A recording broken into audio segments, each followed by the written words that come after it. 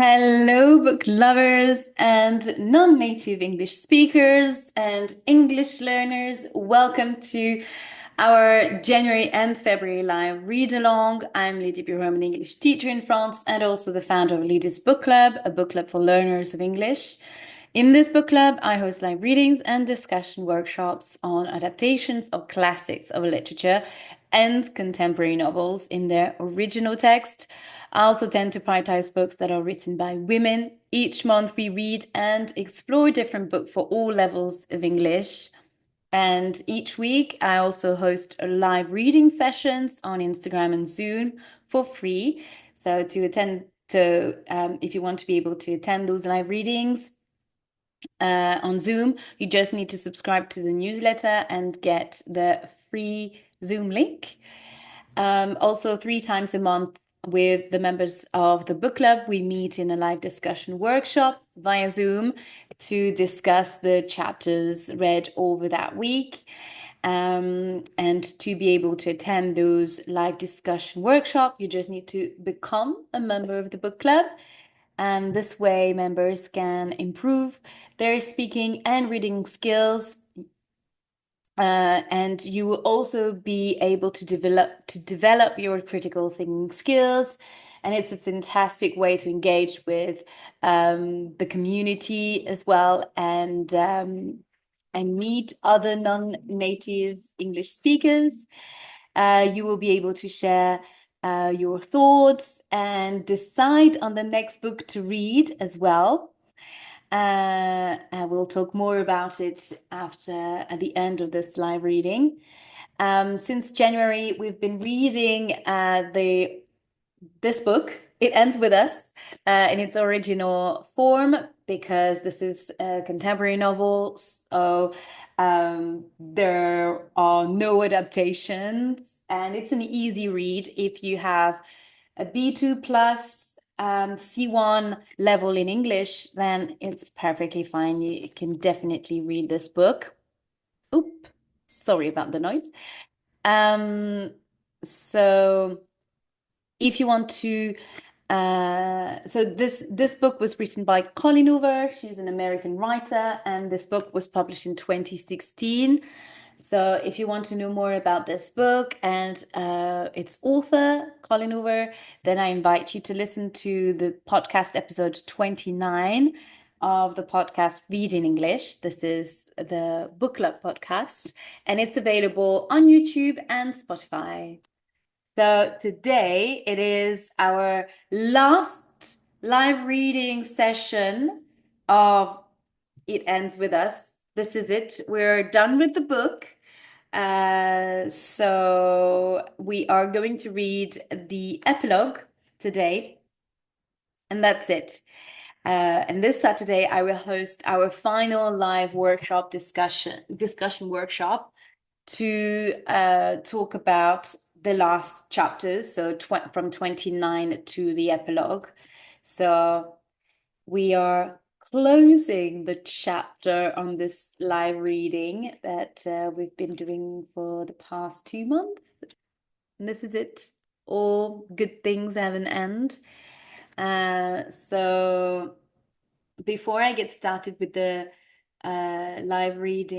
reading of the epilogue, I'm just going to do a quick recap of chapter 34 and 5, the chapters that I've read yesterday. And chapter 34, let's start with 34. In this chapter, Lily finishes the painting of the wall, which is called a mural. She painted on the wall of her babies. We don't know whether it's a boy or girl yet. So she finished the painting of the room. I guess a specific wall where she, I guess, draw beautiful flowers or plants and greenish stuff. So she she just finished this mural, and everyone is busy. She's trying to get people come in but everyone is busy, and well, she ends up messaging Ryle, who is available, obviously. So by so he's surprisingly available, although he's always working, but at this point he is. Anyway, so he comes down to her flat because he's been staying at his sister since split they split up.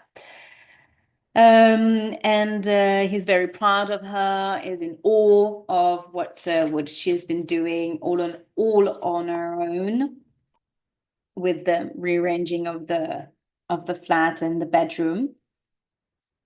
And he the only thing that he has in mind is what's next, what's going to happen for us after the baby is born. And Lily is very clear to him, and she's finally ready to talk about it.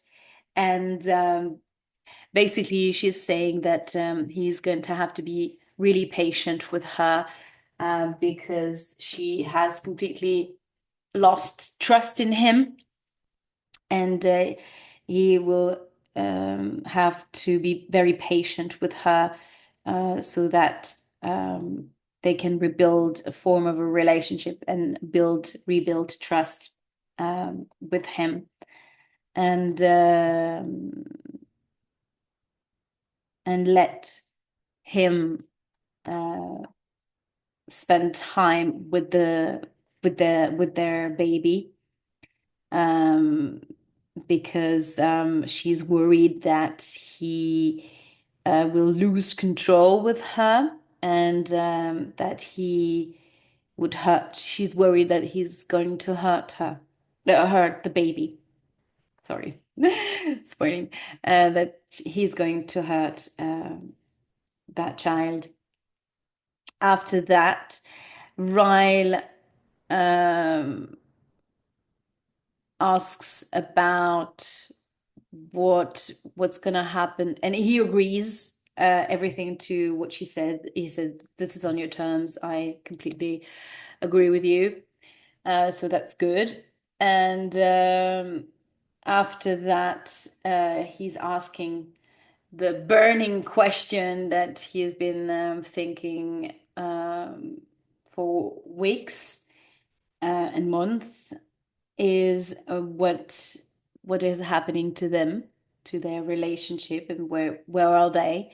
And for now, Lily just wants to focus on the pregnancy, which is quite convenient in a way because it gives her time to think about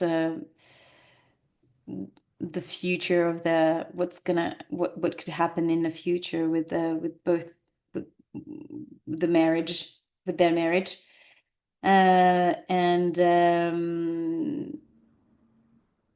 she scares him a little bit when she says that if I had to make a choice today, I would say divorce, but she's not sure whether if it's because it's too soon or the pregnancy that makes her very emotional and an edge in a way.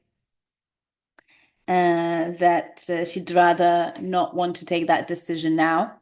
So for now, status quo, basically, they just stay where they are, living, being in contact, but living their own lives and being separate. And she asks him just to not try to kiss her because he's always coming back to her every time they see each other. He's trying to make a move towards her, and that makes her even more confused because unfortunately it doesn't back up. It doesn't. Every time he sees her, he hopes that that she's going to change her mind, that she's going to take him back, basically. And chapter 35, Lily gives birth to that baby, and it's a girl. It's a beautiful girl. And Ryle has been, so the beginning of the chapter is a little bit disturbing because Ryle is in the flat when she wakes up in the morning. So you think, what? Are they back together? Something I've missed something, and no, he's been staying and sleeping on the couch for the last weeks of her pregnancy because it was convenient for her as well. It was a big help for her that he was in the flat, but they kept it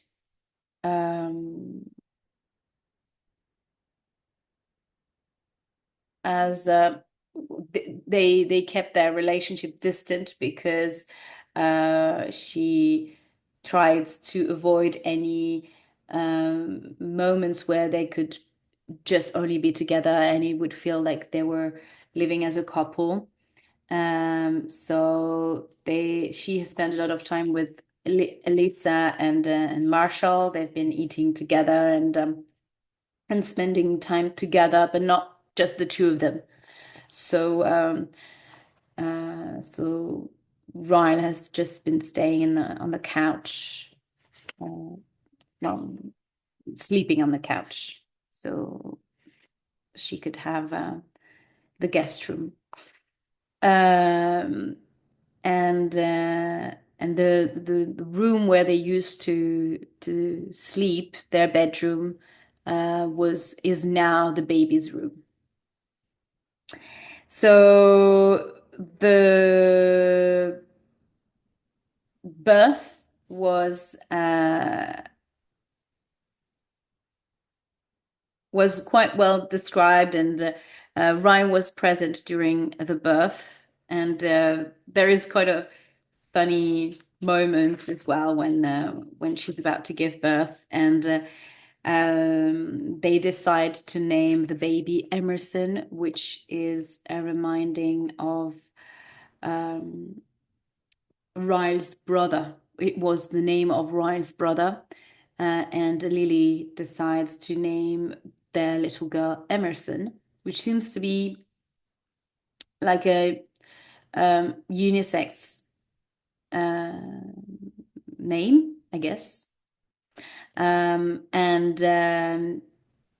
suggest that we could call the girl, well, we could call her Emma or Emmy, as you know, British, not British, but English speakers, I would say, or British people or American English speakers or English Anglophone countries tend to use nicknames for people. So, for example, William is Bill, or I don't have Penelope is Pippa. So there are lots of examples like that, and you would never guess that the actual name on the identity card or the passport is that name. So it's not something that we tend to do in France, for example, or maybe in France at least. So it's cute. Yeah, it's a sweet gesture that Lily does towards Ryle, and Ryle is actually happy with it and very emotional about it. And yeah, so they would call her Emma or Annie, whichever they want. And Ryle is holding the baby when Lily just bluntly says to him, I want a divorce. So she is just straight after the birth, she sees clearly and decides that she wants a divorce. And unfortunately, Ryle keeps on pleading and begging her to not do that, asking her for another chance.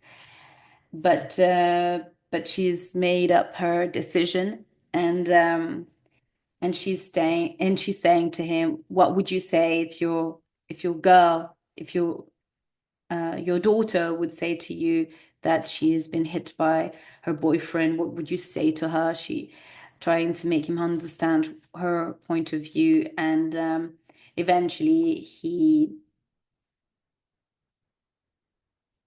breaks. He's full of tears, and he eventually says that he would tell her to leave him, to not stay with this man, and that she's worth much more than this. So obviously that sets the record straight, and she brings and she they have their closure in a way. This is the end of their relationship, and finally breaks the cycle of abuse that her mother experienced and that she experienced, and the whole meaning, the meaning of the title, of course, take its full sense when she ends the novel with a quote from Lily speaking to her daughter.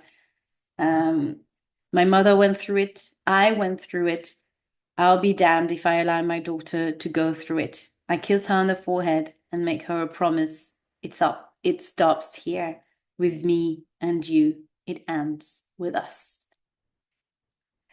So that's how the novel ends. But now we've got the epilogue, and let's see what Colleen Hoover has for us. So let's read now the epilogue.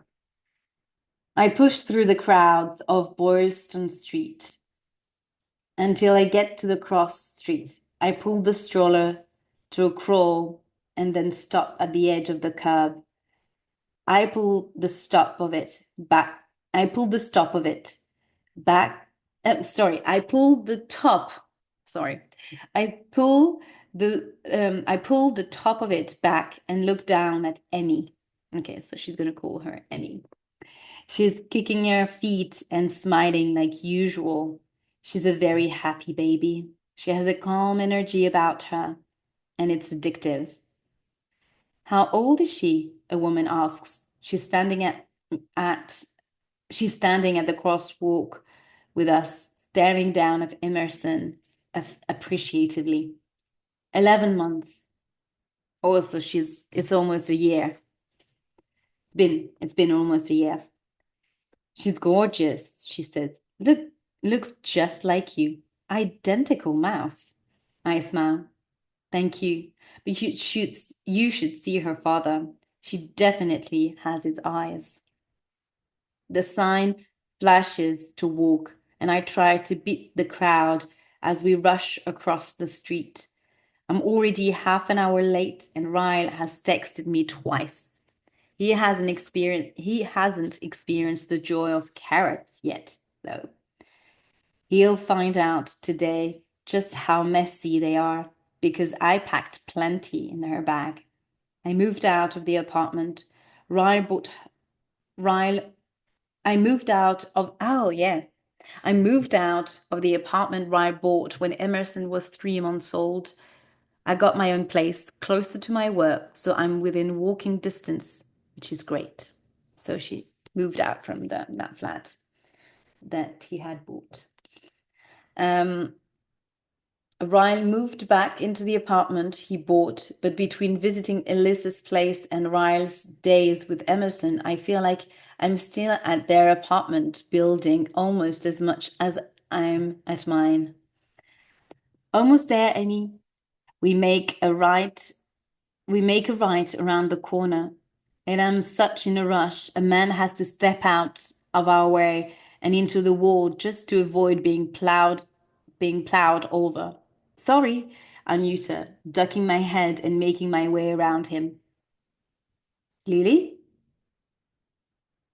I stop. Ah. I turn slowly because I felt that voice all the way to my toes. There are only two voices that have ever done that to me, and Ryan's doesn't reach that far anymore. When I look back at him, his blue eyes are squinting against the sun. He lifts a hand to shield it and he grinds. Hey, so he does that. Hi, I say, my frenzied brain trying to slow down and allow me to play catch up. He glances at the stroller and points at it. Is that, is this your baby? I nod, and he walks around to the front of the stroller. He kneels down and smiles widely at her. Wow, she's gorgeous, Lily, he says. What's her name? Emerson. We call her Emmy sometimes. He puts his finger in her hand and she starts kicking, shaking his finger back and forth. He stares at her appreciatively for a moment and then stands back up again. You look great, he says. I try not to give him an obvious once over, but it's hard. Once over? I don't know this expression, but yeah, I have to look up a once over. An obvious once over. Maybe she says to him the same, I guess, but it's hard.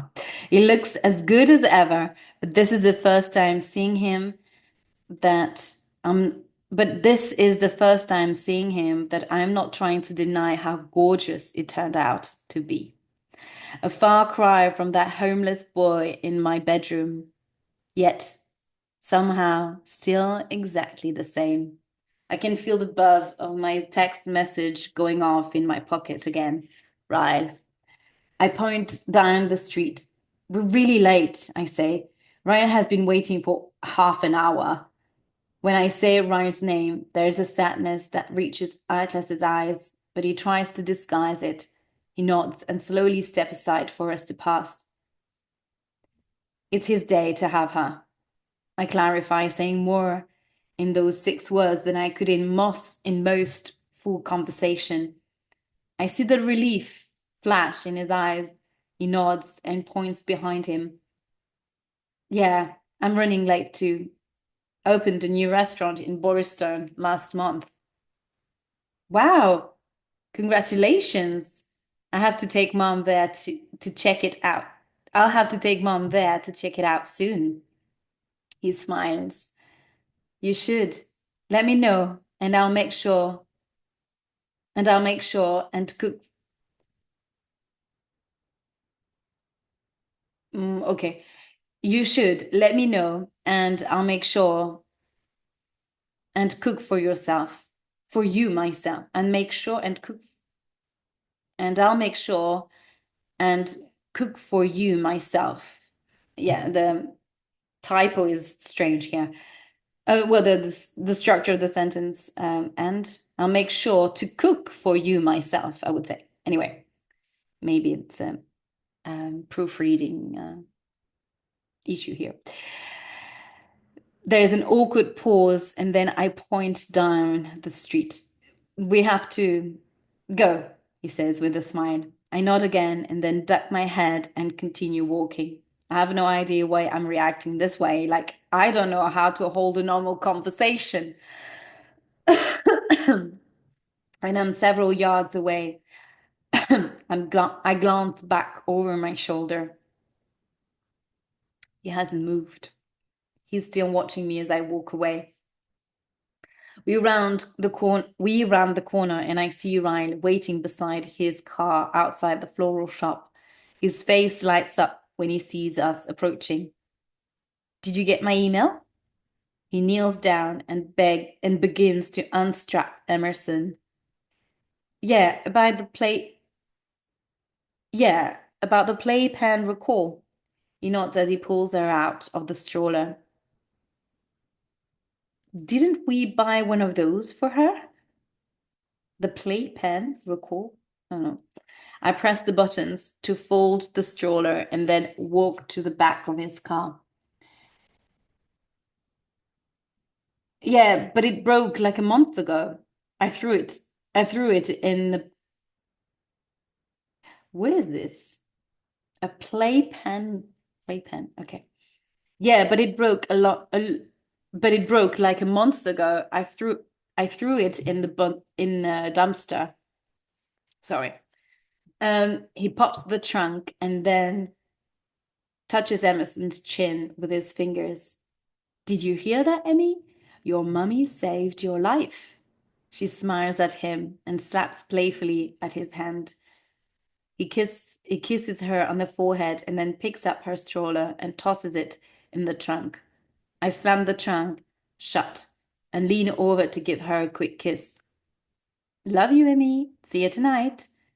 Ryan opens the back door to put her in the car seat. I tell him goodbye, and then I start to head back down the street in a rush. Lily, he yells, where are you going? I'm sure he expected me to walk to the front door of my store since I'm already late opening. I probably should, but the nagging in my gut won't go away. I need to do something about it. I spin around and walk backward. There's something I forgot to do. I'll see you when I pick her up tonight. Ryle lifts Emerson's hand and they wave goodbye to me. As soon as I round the corner, I break out into a sprint. I dodge people, bump into a few, and cause one lady to curse at me. But it's all worth it the moment I see the back of his head. Atlas, I yell. He's heading in the other direction, so I keep pushing through the crowd. Atlas! He stops walking, but he doesn't turn round.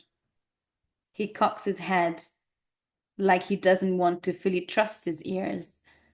Atlas! I yell again. This time when he turns with purpose. His eyes meet mine, and there is a 3-second pause while we both stare at each other.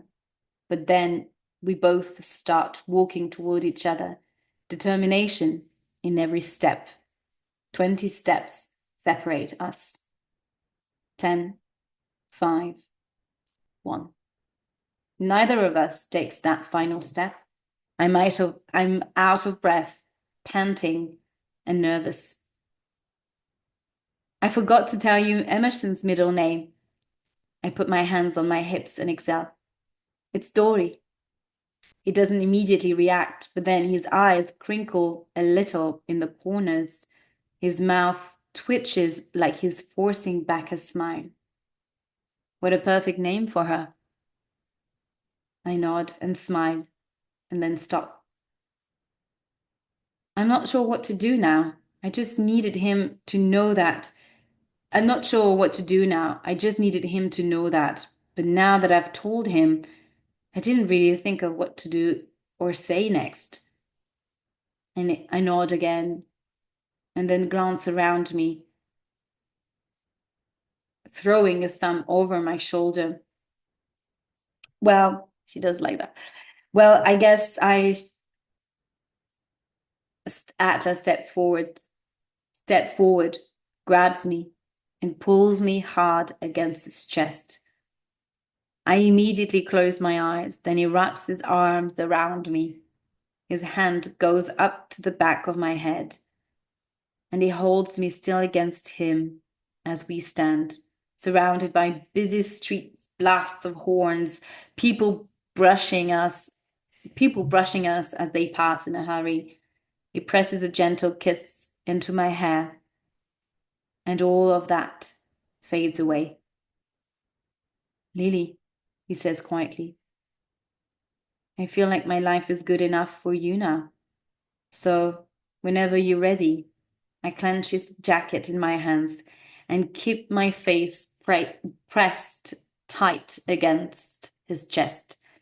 I suddenly feel like I'm 15 again. My neck and cheeks flush from his words. But I'm not 15. I'm an adult with responsibility and with responsibilities and a child. I can't just allow my teenage feelings to take over. Not without a little reassurance, at least. I pull back and look up at him. Do you donate to charity? Atlas laughs with confusion. With confusion. Several. Why? Do you want kids someday? He nods. Of course I do. Do you think you ever want to leave Boston? He shakes his head. No, never. Everything is better here. Remember, his answers give me the reassurance I need. I smile up at him. Okay, I'm ready. He pulls me tight against him, and I laugh. With everything that has happened since the day he came into my life, I never expected this outcome. I've hoped for it a lot, but until now, I wasn't sure if it would ever happen. I close my eyes when I feel his lips meet the spot on my collarbone. He presses a gentle kiss there, and it feels just like the first time he kissed me there, all those years ago. He brings his mouth to my ear, and in a whisper, he says, "We can stop swimming now, Lily. We finally reached the shore." And that's it. And then at the end of the book, you've got note from the author, but keep that for you to read on your own. So this is it. So I hope that you enjoyed this reading and that you liked how and you like the epilogue. It's quite nice to have that uplifting ending of the novel. And I hope that you will be able to attend our final live discussion workshop to talk about the final chapters of the book this Saturday. So the live discussion workshop is happening this Saturday, 9 a.m. Central European Time. And if not, then I'll have the pleasure to see you next, no, not next Saturday. Oh, yes, actually, yes. It's already, yeah. So no live reading next week, but we will start a new live reading a new live reading series next month. So next Saturday, I will see you live again for a new podcast episode. So we're going to have a little bit of a break with the live readings, but not for long, because next Saturday I will host a new podcast episode introducing you to our next read, which is ta-da! It starts with us. So we've decided with Kitty in the book club to she is a member of the book club, to read the sequel of the book. She wasn't sure at the beginning, and then, of course, after reading It Ends With Us, she got really excited to read It Starts With Us. It makes sense to me that we read the follow-up of the story uh, straight away, now that everything is fresh in our mind. So I will discuss Colleen Hoover's work again. I will introduce her and add other facts about her life. So I really recommend you to attend this podcast. Of course, the podcast will be available to watch on YouTube, and I will also talk more about It Starts With Us. Basically, the book picks up straight after where the epilogue left us. So left off. So we will start from that point, from that moment, I guess. I'm not sure, but we'll see. But it picks up on the epilogue ending. So I don't want to say more because I will talk about it in a podcast. But this we will read this book for the next 2 months. So it's going to be our live read along for March and April. So if you haven't read it and you were always thinking of reading it, then this is the moment. And I hope that you will join us in the live reading sessions and in the discussion workshop.